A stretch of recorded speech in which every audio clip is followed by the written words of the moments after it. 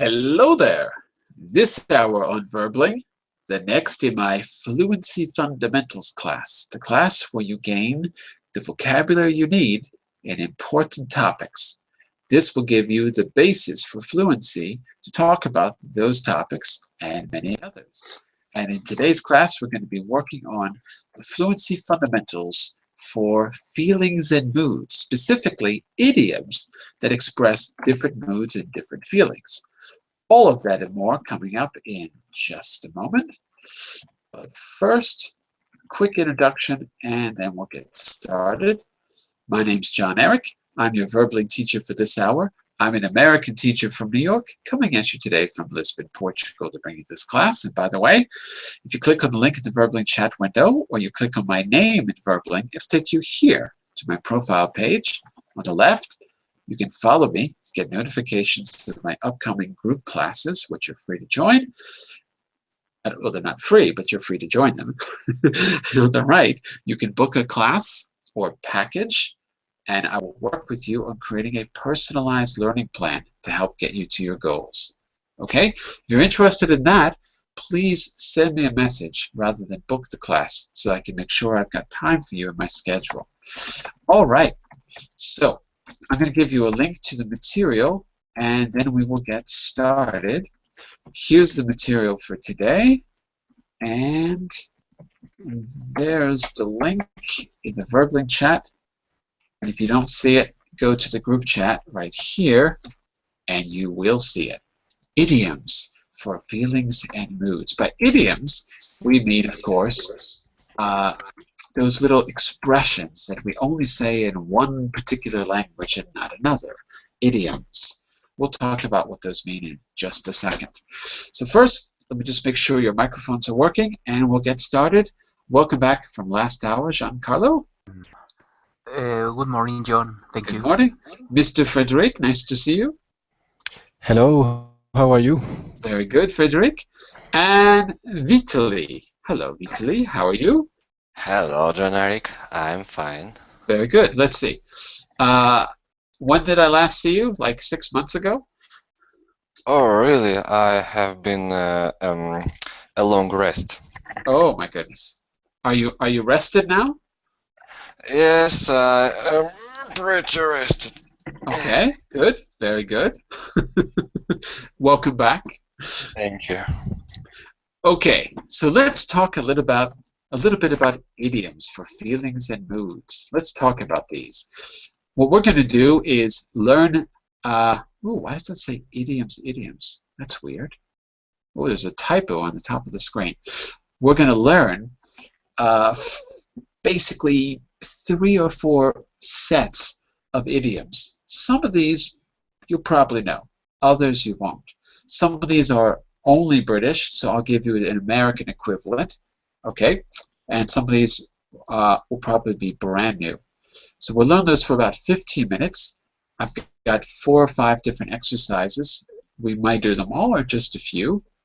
And at the very end, you're going to try to use what you've learned in a little game where you've got to try to get your partner to say the expression that you learned, try to make them say it through the way, well, you'll see how it works. We're going to play a little game of word sneak at the end.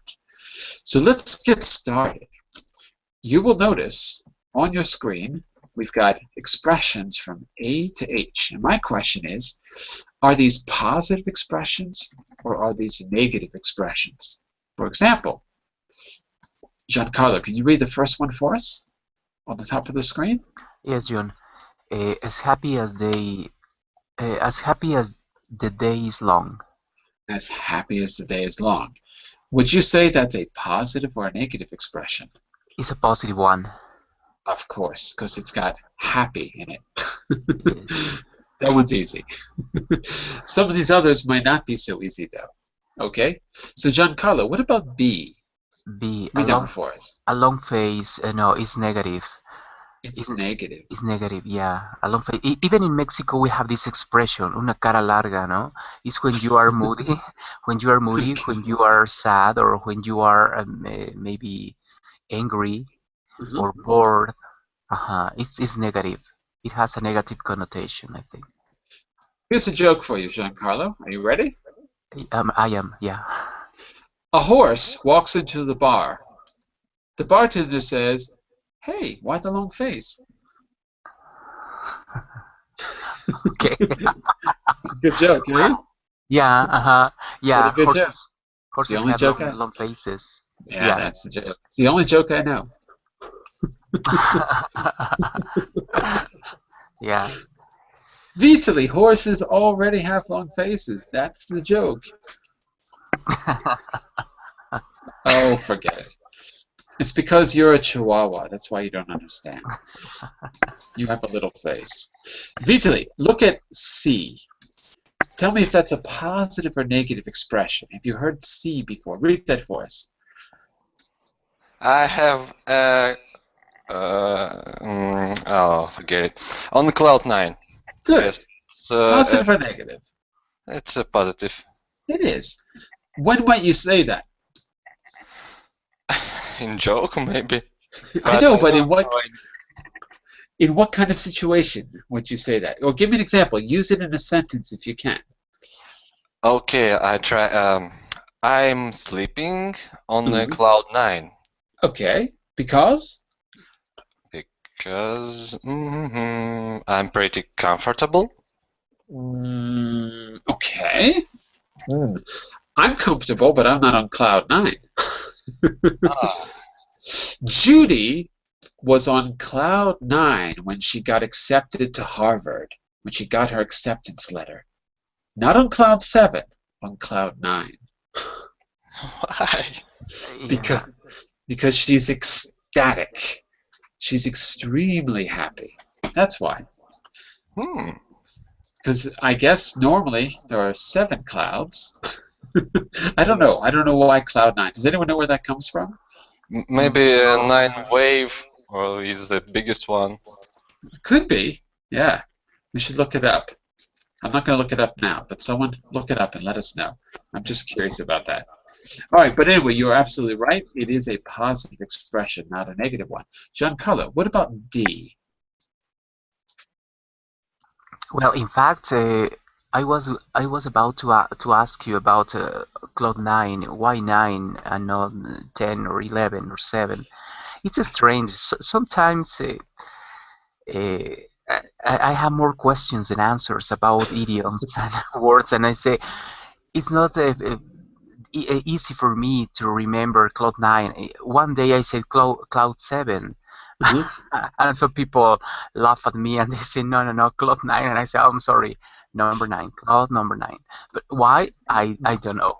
Just it's cloud 9, and I have to memorize it by heart, cloud 9, and that's all. But okay, in the dumps. Maybe it depends on where you're from. I don't know. Maybe what?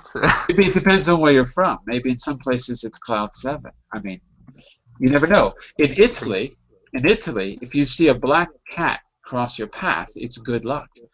And everywhere else, if you see a black cat cross your path, it's bad luck. So it really depends on where you are. Okay, maybe. Yeah. Okay, letter D in the dumps is negative. It's In the negative. dumps is negative, yeah. When might you use it? Can you use that in a sentence? Yes. I spent all the money you gave me last year, so in this moment I'm in the dumps. My situation is hard. Okay, good. You can also use an adjective like down in the dumps, right?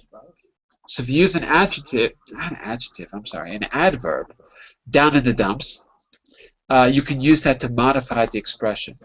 After reading your letter, I was down in the dumps for weeks because I was dumped. Down in the dumps, or deep down in the dumps as well. You know what, Giancarlo? I'm going to tell you the origin of Cloud 9. Are you Okay, ready? Judy. Yes, Here it please. Thank is. you. Yes. According to this website, which is probably wrong, we'll find out. According to this website, the expression Cloud 9 originated as one of the classifications of clouds which were defined by the U.S. Weather Bureau in the 1950s. in which cloud 9 denotes the fluffy, oh, I always forget how to say this word, cumulonimbus. I always say this wrong. Cumulonimbus clouds. You know the big clouds when you're a kid, you look up and you sort of imagine that they're big animals or something. You can sort of see shapes in them, those really big fluffy ones. So that is actually cloud 9 according to the US Weather Bureau. And now we know. Okay. Cloud 9 means big clouds, the Big biggest. fluffy cloud. In fact, let's see if we can take a quick look. This is cloud 9. This is what they look like. Those big fluffy clouds. There you go. Interesting, John. So, Yeah. so now we know. At least if that website is accurate. And as you know, everything on the internet is true, so we should believe it. Okay, thank you. I'm just kidding. And don't be on Cloud 7. Cloud 7 sucks. Stay away from it. Okay, Mr. Frederic, what do you think about E? Is that positive or negative, Frederic? E, keeping your chin up. It sounds positive. Keeping your chin up, yeah. If you're able to keep your chin up, it does sound pretty positive. Can you think you could use it in a sentence? I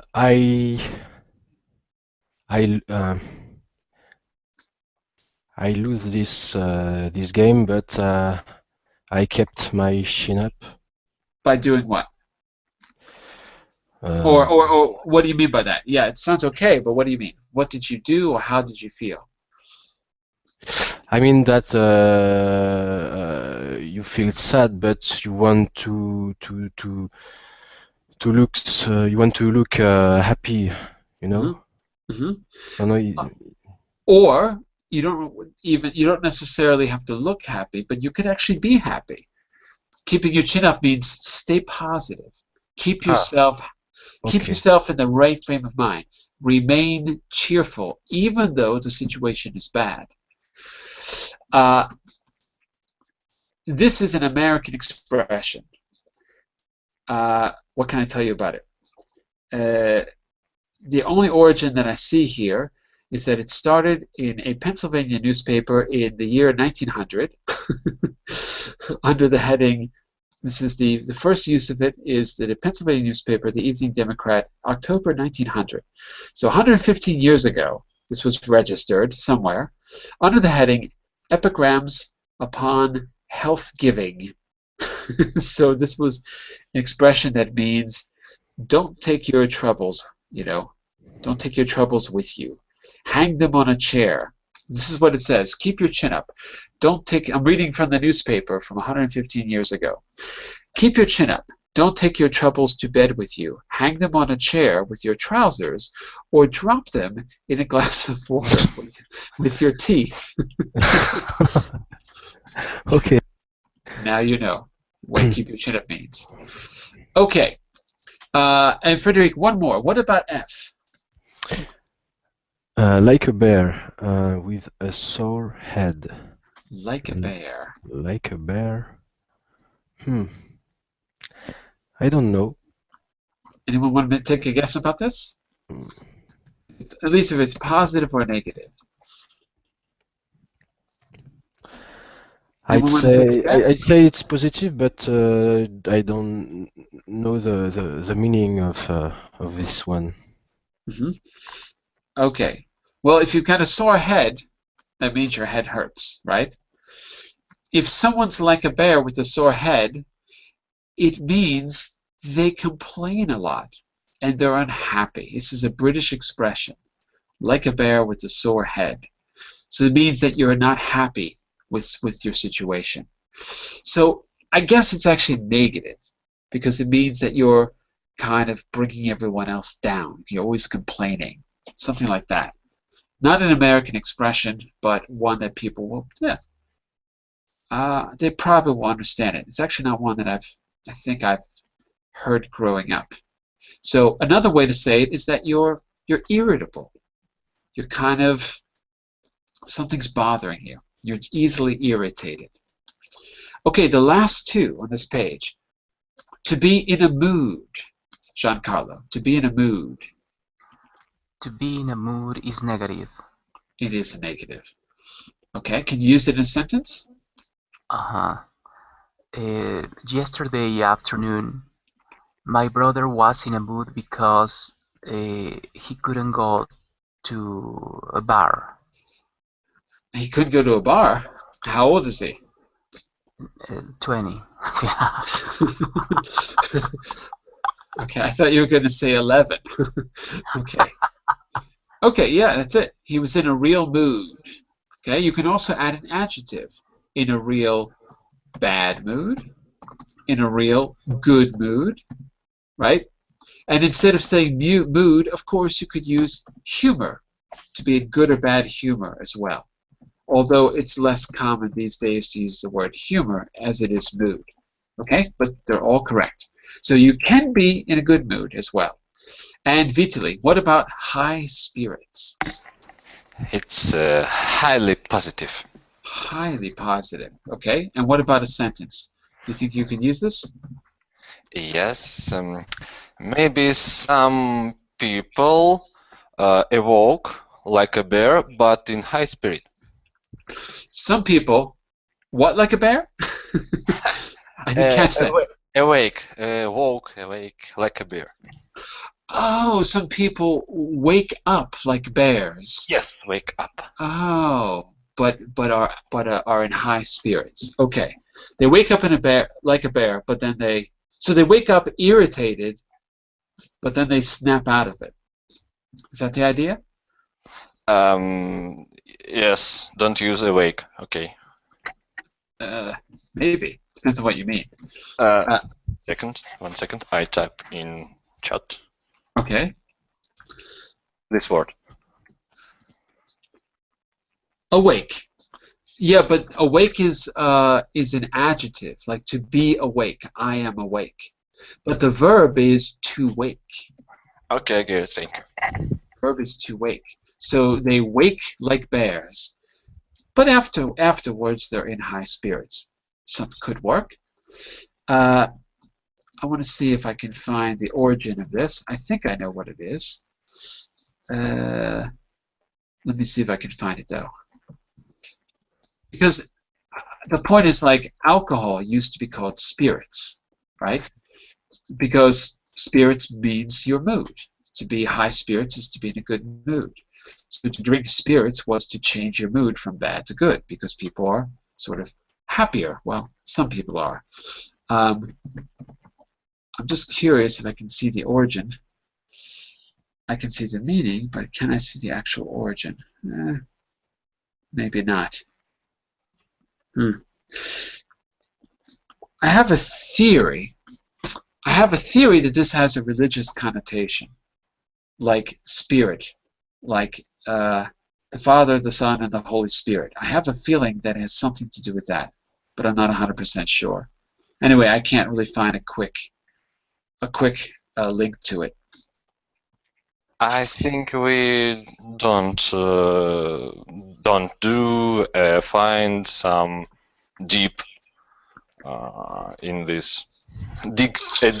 So Not deep, but there's a history to words. And for example, the word enthusiasm. If you look at the Latin root of the word enthusiasm, the middle of the word is thu, comes from the Latin word for God, theos or deus, right? So it means to be full of spirit, right? To be enthused, like to be with God. I mean, it's not a deep meaning. It's just the origin of the word if you trace it back. So I think it's related to the same thing. Just a theory. I could be wrong. I am not an etymologist. I don't know. Or an entomologist, for that matter, or any kind of ologist. Okay, but now you have one great set of keywords, idioms, for feelings and moods. And if you want to see some examples, I didn't use these, but if you want to review these, you can go here, like Joe is happy as the day is long, Mary seems to be on cloud 9 these days. Not the best examples because they don't give reasons, but anyway, you can see them used in a sentence. positive and negative, I want you to take a look at specifically words for feelings and states. Okay? And in this case, I want you to choose between the two alternatives that you see on screen. For example, I could eat a horse. Does that mean, number one, does that mean I'm hungry? Or does that mean I'm insane? Because eating a horse would be very difficult for me because they're much bigger than I am. And the answer is, it means I'm very hungry. I'm so hungry, I could eat a horse. See how that works? Mr. Frederic, what about B? I'm all in. Got two choices for number two. I'm exhausted. Or I'm all of my body is inside the room. right. Which one do you think it means? The first one, I think. I'm exhausted. I'm exhausted, yeah. I'm all in. Yeah, because all of my body is inside the room. Because I'm very long. Yeah, or the room is very, very small. Or the room is very small. Very good point. Exactly. You passed the test. I'm all in means I'm exhausted. Okay? And an example of that could be something like, I'm feeling all in after the race. I'm feeling all in. This is a British expression more than American. Giancarlo, what about C? This one is probably easy, I think. Let's see, under the weather. Two choices. I'm sick or I'm wet. Well, I'm wet. I'm wet? Wait a second. That's I'm good wet. thinking. It's not That's- I'm wet, it's I'm sick. It's I'm sick. It's raining on my head. You see, I'm under the weather. The weather's falling on me, so it's above me. No, the answer is I'm sick if I'm under the weather. It's like saying I'm under the influence of the bad weather. I'm under the weather. In other words, I am sick. The weather has made me sick. That is correct. Vitali, look at D, please. Top 4. It's 4. I'm above you. I am in shape. So which is it? I'm above you or I'm in shape? The second. I'm in shape. Oh, you mean if I'm top form doesn't mean that I'm on top of you? No, it's mean I am in top of all good forms, so I'm the best one, maybe. There you go. So to be in top form, in American English, you'll see people say, or you'll hear people say, I'm in tip-top shape. Ah, yes. Tip-top shape. That means I'm in the best physical condition I can possibly be in. But top form is also, you can say that in America too. Everyone will know what you mean. I'm in shape. Frederic, E. At death's door. Two possibilities here. I'm visiting a friend. I'm very ill. Oh, that's true. Unless death is your friend. Yeah. You are not at death's door. Right. Okay. Very good. Giancarlo, the last one. F. Fit as a fiddle. Fit as a fiddle. What's the meaning of fiddle? Fit as a fiddle. What is a fiddle? Let's see if we can take a look at a fiddle. Fiddle. A second. Let's take a look. A fiddle is this thing. On. There's a fiddle. And I'll zoom in a little bit. Look, that's a fiddle. What does it look like to you? It's similar to a violin. It is similar to a violin. In fact, it is probably a violin, although I think fiddles can be longer than a violin, but it's probably a violin that's used to play country music. So like down south, they'll play the violin because they have European heritage, specifically French, but they play a mixture of like the music from the area. In New Orleans, it was a mixture of Haitian, European Baroque music, classical music, and country music, whatever local bluegrass or whatever was played in the area. So it's probably just a violin. Although I do think that there might be a slight variation. I think you can make fiddles a little longer than violins. Okay, you've got two choices. Fit as a fiddle. I'm musical or I'm in shape. I'm in shape. You mean if I'm fit as a fiddle, it doesn't mean that I play the fiddle very well? Fit as a fiddle means I'm in shape. Right. Yeah. Fit as a fiddle. I have no idea why fit as a fiddle means you're in shape. I really don't know. Although I can tell you I have never seen a sick fiddle in my life. So maybe that's the reason. I don't know. Okay, that is our second set. The answers are here, underlined in red on slide 6. And the last set is all about horoscopes. Okay? Mr. Vitali, I want you to read the little text underneath the practice 3. I give you a little bit of background about why horoscopes are a good idea for learning English. Can you read that for us? Yes, I try. So, participant 3. Horoscope in English language newspapers and magazines are often a good place to find idioms about Idioms. idioms about moods and states, since the horoscope usually tries to tell you how you are going to feel during the coming day, week, month. That's it. So if you want great vocabulary for moods and feelings, just read your horoscope every day in English, of course. Okay? Easy. And so let's find out about Capricorn and Taurus. Capricorn and Taurus. Okay? Frederic, tell us about Capricorn first. Notice there's 2 vocabulary words embedded in the text. And you're going to see if you can find the matching words below. Okay, so read that for us, Frederic. Okay, don't get carried away by promises that won't be kept. Keep a cool head and take everything as it comes. On the work front, things are looking better. Good. There's a lot more idioms here than just those 2. Like on the work front, that's a great idiom. The front is when a weather system moves through the area. There's a cold front, there's a hot front. So we can take that as a metaphor. The work front is like the domain of work, that part of your life, kind of like a weather system, like the barrier that separates personal from work. So there's actually a lot of good idiomatic language here. But let's focus on 1 and 2. Don't get carried away. Which word at the bottom do you think is the best match? Don't get carried away.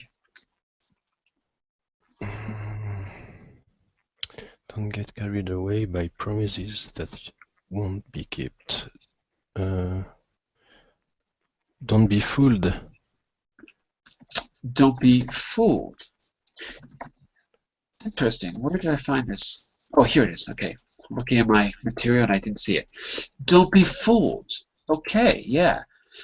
To get carried away, the metaphor is like you fall into a river and the current is very strong and it takes you all the way out to sea. Right? So it's like don't get fooled. Don't be taken in by promises. Okay? Mm-hmm. That's it. I agree. Don't be fooled. Okay, Mr. Giancarlo, what about keep a cool head? Keep a cool head means stay calm. Means to stay calm. Keep a cool head. If you're a hothead, it means you react emotionally to things. So hothead is the opposite. It means you're very emotional. Cool head means you think rationally. Okay. Giancarlo, can you read about Taurus for us? And you'll see there's 2 more vocabulary words. Yes, Taurus. Someone will say something that will make you swell with pride, and you may feel on top of the world for a while, but the evening will not be so easy. Very good, very good. Okay, Giancarlo, swell with pride. Swell with pride.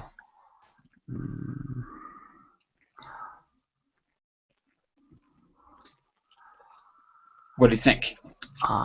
Be proud. Pretty easy. Same word. Yeah, pride, proud. Mm-hmm. Pride, proud. To swell is to increase in size. So you've got so much pride that you get bigger. You're full of pride, in other words. So number 3 is be proud. Vitaly, what does that leave us for number 4? Top of the world. Get certified, of course. Get certified. Oh, it's a trick, because I put in 1 extra just to fool you. So the answer is not get certified. The answer is feel happy. No, I'm tricked. If you feel on top of the world, you feel happy. Didn't any of you ever see that famous movie with James Cagney? Look, Ma, I'm on top of the world. Right before he gets shot. He's on. No? What movie was that? Public Enemy. I think it's Public Enemy with James Cagney, like 1930 something. No? James Cagney fans? No? Don't know. No. Really. Google for it. Okay. See that movie. Very important. Okay, you've got everything you need. Now let's put this to practice. Here are some more idioms that can be grouped as expressing positive or negative feelings. Try to group them. It says use a dictionary. No, don't use a dictionary. Use your knowledge of English. Okay, Frederick. Mr. Frederick. Pick the first one. Positive, negative. Use it in a sentence, whatever you can do to get us to understand it. The first one. To be over the moon. To be over the moon. To be over the moon. To be over the moon. Give us a sentence. If you can. Well, first I need to to find out the meaning of this one. Okay, so you're going to do a quick Google search. Okay. Okay, I'm going to assign these to you if you don't know. So let's do this. Giancarlo, you take the second one, the one about punch. Okay, and you can Google for it if you're not sure. And Vitaly, you're going to take the one that says browned off, and you can do a quick Google search. What you're going to do is come back to the class. Give us a sentence. Don't explain it. Just give us a sentence, and let's see if we can explain it. Okay, and I'll do the same for a bit down. I'll do the easy one. Okay, so I'll give you about 20 seconds to do a quick search and get the meaning, and then we'll go over our answers.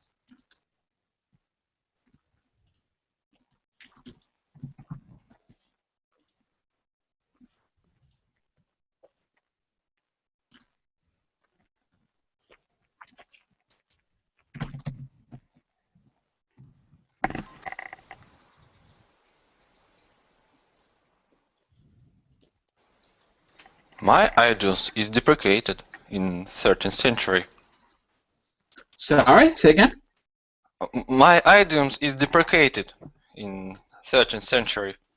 Your idiom is what in the 13th century? I didn't catch the word.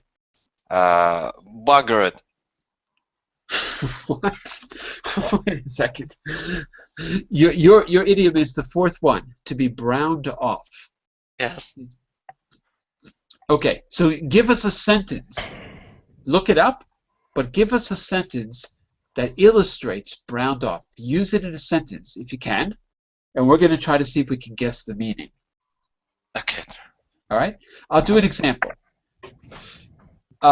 Let's see. What if we say, let's look at that woman in the picture. Let's see. Mrs. Cleaver felt a bit down after she lost her job as the company secretary. She felt a bit down. So how did she feel? Look at the picture. How did she feel? She's on a bad moon. Very bad moon. She's suicidal. She feels a bit down. She's a bit down, right? I said she feels a bit down. She lost her job. How does she feel? She feels bad. Look at her. She's got a gun. She's got poison. She's got a rope. So she should keep her chin up. Huh? Remember that one? She should keep her chin up. Yeah. Frederick, give us a sentence with over the moon, and we're going to see if we can figure it out. Okay. I'm over the moon about the journey I just made in Canada. I'm over the moon about the trip, not journey, but the trip The I trip. just took in Canada. Okay, I'm going to put that sentence in the chat window. How does he feel about the trip, class? Is he happy about it, or is he dissatisfied? I'm over the moon about the trip I just took in Canada. Well, he's excited. He's happy. He's very happy.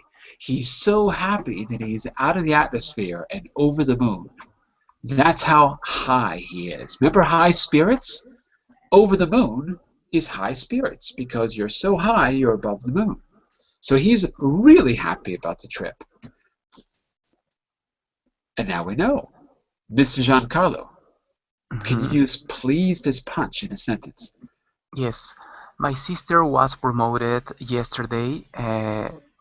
She's about to travel around the world. She feels as pleased as punch. You could say she's pleased as punch to have been promoted too. She was pleased as punch to have been promoted.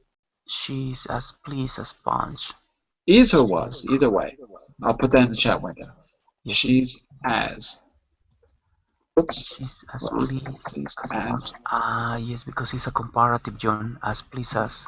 She's as pleased as punch to have been promoted. Now, do you notice anything strange about this sentence? Punch is capitalized. Capitalized. Yes. I wonder why. Why is it?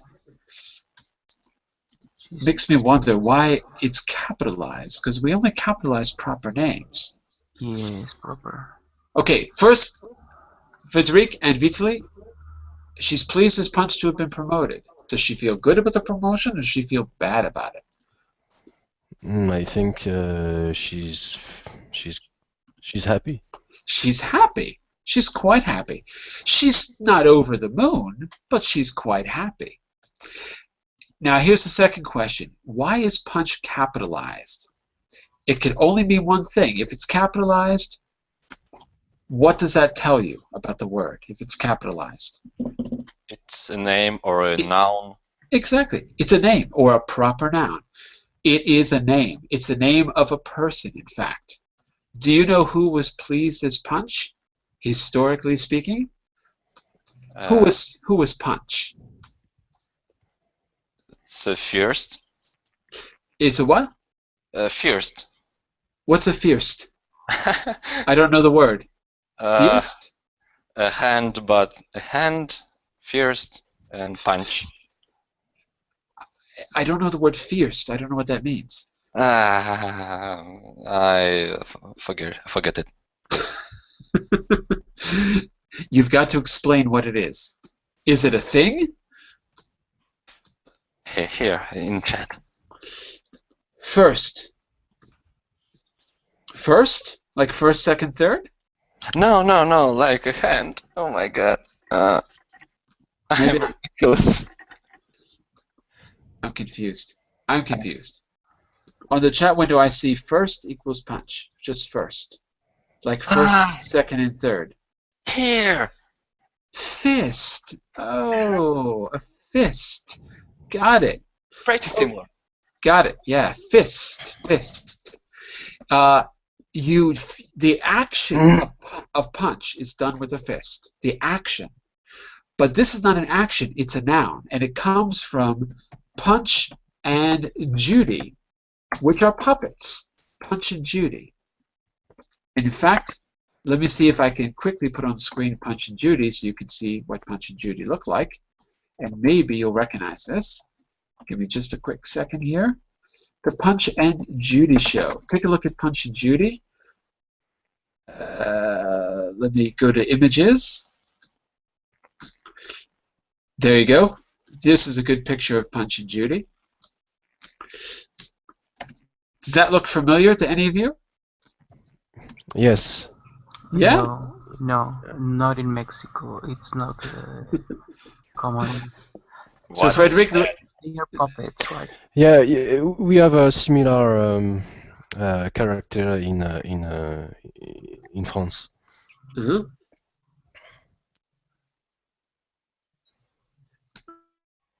And Punch and Judy, or your version of it. What do they do? What's it about? Where do you see it? What can you tell me? Sorry?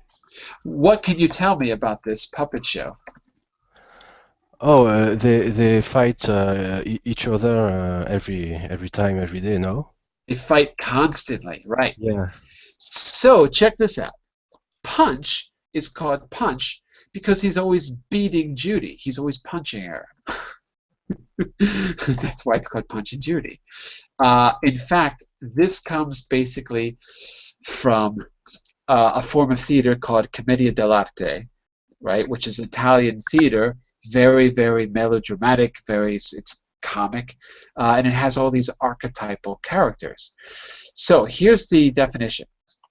In the performance, the grotesque character Punch is depicted as a self-satisfied person delighted with his own evil deeds, always squawking, and that's the way to do it whenever he dispatches another victim. So this is kind of like folk art, folk theater. So if you're pleased as Punch, it doesn't mean, it means that you're happy, but you're happy with yourself.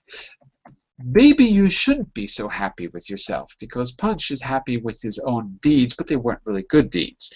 So the phrase pleased as Punch goes back to the late 18th century, just taking a look at it. What else can I tell you? Oh, and it's used in also Charles Dickens. Oh, it's in David Copperfield from 1850. And in Hard Times. Ooh, so there you go. So it's quite an old expression. Pleased as Punch. So now you know it's from Punch and Judy, which comes originally from Italian pantomime theater, Commedia dell'arte. Isn't that exciting? Vitali, can you use browned off in a sentence for us? Yes, I can. Excellent. 5 minutes ago, so now I just forget. Browned off, it's mean to pissed some off. Ah, okay. Okay, so like you're really browning me off. Yes, true. Okay. I wonder why brown? Why not blue or red? The Wikipedia says that it comes from British Army, and then I just can't read. Oh, okay. So maybe. Oh yeah, okay. I'm taking a look now. Browned off is most widely associated with British forces, RAF, which is the Air Force. Although there's no evidence for that. It just says that it is, but okay. And why? Why brown? No one knows. That's the answer. Why browned? No one knows. Things may be said to be browned off in a purely literal sense, like food. Okay, can be browned, or your skin can be tanned, browned. In the 19th century, the expression was used to mean ruined or made useless. And so nobody has any idea why brown, but that's what people say. Okay. John, now I know why I don't understand idioms. because some of them are a little bit egoist, you know? I mean, talking about idioms. Because imagine that I mentioned this word about punch or something. Maybe the people or the person around me who listens to my saying or my idiom, they are not going to understand about punch, and maybe they are going to associate punch with a fist. Yeah. So it's quite weird to use some of the idioms because we must be in the culture that idioms are spoken. Otherwise, it's impossible to understand them, right? You got it. And the idea here is not that you have to use them yourself. You don't have to, but you have to know what they mean when you hear them, because you're going to hear them for sure, right? Especially on movies and television and things like that, where you hear a lot of idiomatic language. So if you get them here, it should prepare you out there when you hear them in the real world. But yeah, you don't have to use them yourself. You'll use them when you're comfortable using them. Let's put it that way. So let's take a look at the idioms from part 1 that we just saw, and let's see if we can use them to rephrase one of these sentences. For example, you were just told you had won a vast sum of money. I'd be over the moon if I was told I just won a vast sum of money. Frederick, your boss said to you, you had to do again a piece of work you've already done 3 times. How would you feel?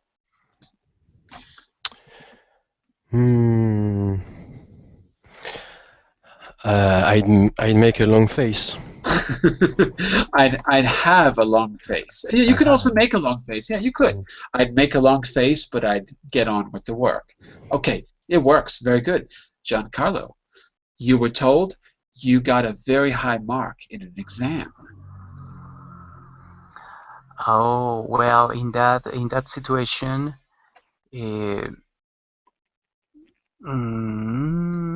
I will feel as happy as the day is long. I'd be happy as the day is long. Okay, because they're never going to take my grade away, so it'll be there for a long time, and the days are long. Makes sense. Very good, very good. Vitaly, you had a bad toothache. Oh my goodness. And your neighbor was making a lot of noise late last night. A lot of things were happening. So I have a bad day. I don't know. you have a bad day. You awoke. How did you wake up this morning? Like a bear. Like a bear. Excellent. You woke up like a bear with a sore head. Very good. That's it. Frederic, nothing seemed to have gone right for you on that particular day. Nothing went right. How did you feel? I'm in a bad mood. You're in a bad mood? What else are you, Giancarlo? Frederic's in a bad mood, and you? Frederick is in a bad mood, and you are down in the dumps. Down in the dumps. And you, Vitaly, you're not down in the dumps. You are, what's that other expression we used? Browned off. You're browned off.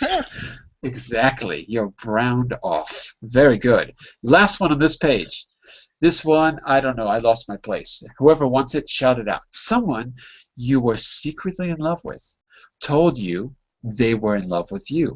Oh my God. How do you feel, Frederic? I feel like a teenager. You feel like a teenager. That's a new one. Yeah. Good. And I'm on cloud 9. You're on cloud 9. Yeah. Frederic's on cloud 9. Where are you, Giancarlo? John, to be honest, firstly, I don't understand the sentence. Someone you were secretly in love with, right?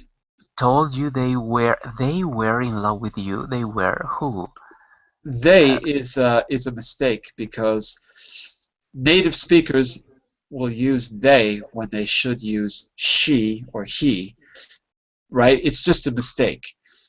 It's not. It's a mistake that everyone makes, but it's a mistake. So it should be someone you were in secret love with told you that he or she was in love with you.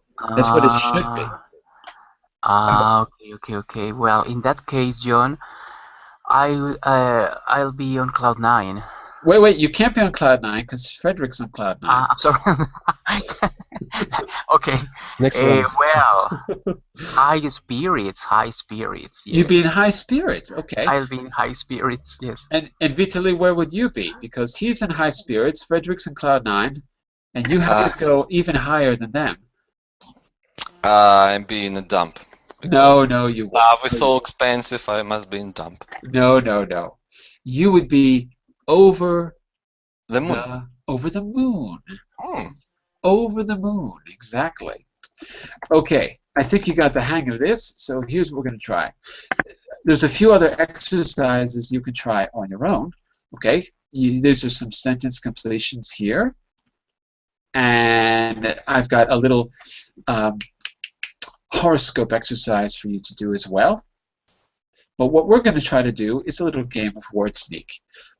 I will choose 2 keywords from the unit. You and a partner will have a short conversation where you have to include whatever word you're given in a natural way. To add to the fun, we'll throw in some of our own random words. So, can you sneak all the word sneak words into your conversations? So here's my example. This is taken from another class, but it still works. Let's imagine the word was, I should have used keep your chin up, but let's imagine the word was heart of gold. That's an idiom from before. And we pick a random word, like pants. That means in the conversation, you have to use those 2 words. So let's say I give you the secret message in the chat window, heart of gold. Student A says, wow, you really have a heart of gold, giving me your life savings. Student B has to use pants in a sentence, but student B has to respond in a meaningful way to heart of gold. Student B says, did I do that? Well, yes, I try to help people. In fact, I'd take off my pants right now and give them to charity. That's just how I roll. And that would be a successful conversation. Are you ready to play word sneak? Frederic and Giancarlo, you're up first. I'm going to give you 2 words. Whoever uses the first word, that means that the second person to speak has to use the second word. Okay? Are you ready? Yes. Ready! Yeah. Okay, Ready. here we go. Give me a second. I have to think what words I'm going to use. Okay, so your 2 words are going to be, give me a second here. Oh, and we need a random word. I'm sorry, I forgot. We need categories for random words. I almost forgot. Frederic, I want you to tell me a noun that begins with the first letter of your first name.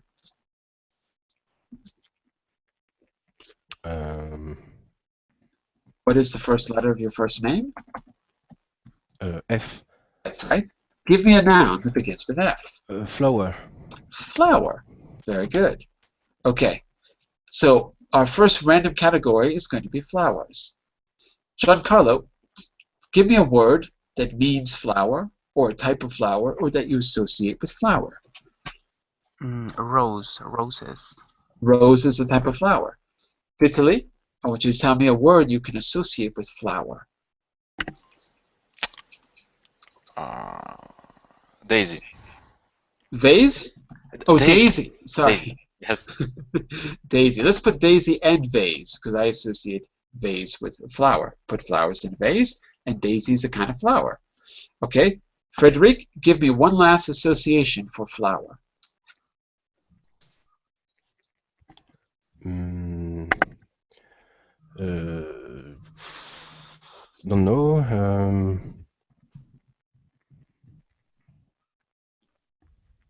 Bouquet. Bouquet. Good word. Because it's French, but we use it in English too. Okay, bouquet. And here's how we're going to roll. I'm going to roll the dice, and I'm going to see which of those words. We actually need 6 to roll the dice, but I'm going to try it this way. Let's see if we can do this real quick. If I get my space dice on the screen, I'm going to just need 1 die, not 2 dice. Give me a second here. Uh-oh, this is slower than I thought. Running out of time. Come on, dice. It's not going to work. It's too slow. Now my computer's frozen. Okay, so much for that. Okay, well, whenever this loads, I'm going to roll my dice and select a random word. Oh, now it's working. There you go. Good. Roll my dice. Let's see if I get one of those 4. 2. Oh, okay. Very good. So that means our first word is going to be, daisy. Very good. So let's go like this. Daisy is a random word. Okay. So Frederic, you are going to be our first speaker, and you must use the word daisy. And when Giancarlo's time comes, I'm going to give him his special word in the chat window. Okay. It's so hot that daisies are growing up in my garden. Interesting. Giancarlo, notice your idiom in the chat window.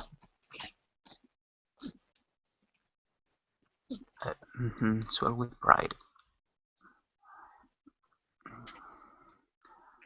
You're responding to him. Excuse me, Frederick, can you please repeat again your idea? Frederick, can you please repeat your idea? Yes, it's so hot that daisies are growing up in my garden. I never said this game had to make sense, by the way. Well, Frederick, swell with pride because you have a very beautiful garden. So it's like that, John. It's pretty good. It's pretty good. Okay. It's pretty good. What would you respond to that, Frederick? You should swell with pride. You've got a beautiful garden. Oh, I'm over the moon that you saying that because you know I take care of my garden. That's right. It's your life. Yeah. Very good. Excellent. Okay, a successful conversation. I'm going to roll again to get a second word. Let's see if I get one of the 4. Nope, 5. We didn't have 5 words. Let me roll a second time. 2, we already did Daisy. Let me try one more time, and then I'm going to give up. Oh, give me a break. How can I roll 2 twice in a row? 3. Excellent. Our third word was... Uh-oh. Did I lose the third word? Oh no, I forgot the third word. I erased it by mistake. But you know what? I think it was bouquet. So I'm going to go with bouquet before we run out of time here. I could be wrong. So your first word is bouquet, Giancarlo. And when it's Vitaly's turn to respond, I'm going to give him his idiom in the chat window.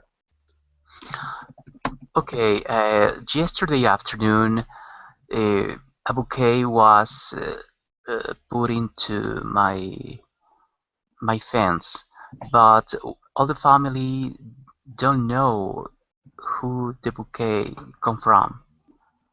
Okay, good. And Vitaly, you must use this expression in your response.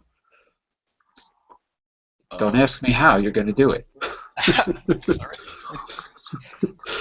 I was so hungry. I was so hungry, so I could eat a horse. So I don't know how. And my bouquet, what's wrong with my bouquet? I was so hungry as a house and eat a bouquet. Oh, that's it. My bouquet. That's it. Very good. I was so hungry I could eat a horse, but instead I ate your bouquet. I'm terribly sorry, Giancarlo. Very good. Excellent. Okay, excellent. Very good, very good. I'll tell you what.